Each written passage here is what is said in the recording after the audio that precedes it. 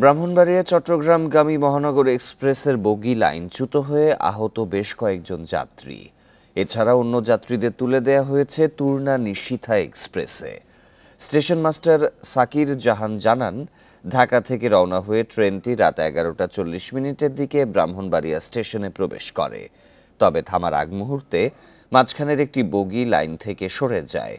এর বিকট শব্দে আতঙ্কিত হয়ে তাড়াহুড়ো করে নামার সময় আহত হন বেশ কয়েকজন যাত্রী।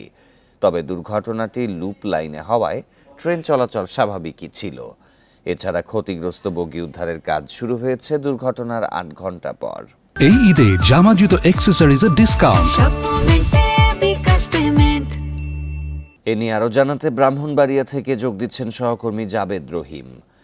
জাবেদ, এই ঘটনায় যারা আহত হয়েছেন তাদের শারীরিক অবস্থা কেমন? ট্রেনের বগিটি উদ্ধার করা হয়েছে কি?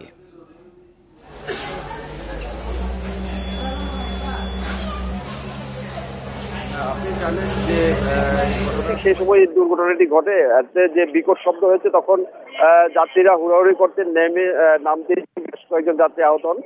তারা ব্রাহ্মণবাড়িয়া সদর হাসপাতালে প্রাথমিক চিকিৎসা নিয়ে যার যার বাড়ি ফিরে গেছেন এবং দীর্ঘ 8 ঘন্টা পর আজ সকাল 8টায় এই দুর্ঘটনা কবলিত ট্রেনটি উদ্ধারের কাজ শুরু হয়েছে। এখনো উদ্ধার চলছে। আমার পিছনে যে বগিটি লাইনচ্যুত হয়েছিল সেটি উদ্ধারের প্রক্রিয়া চলছে এখন।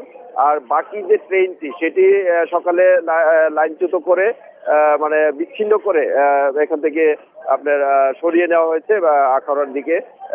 এখন মূলত দুর্ঘটনা কবলিত বগিটি উদ্ধারের কাজ চলছে।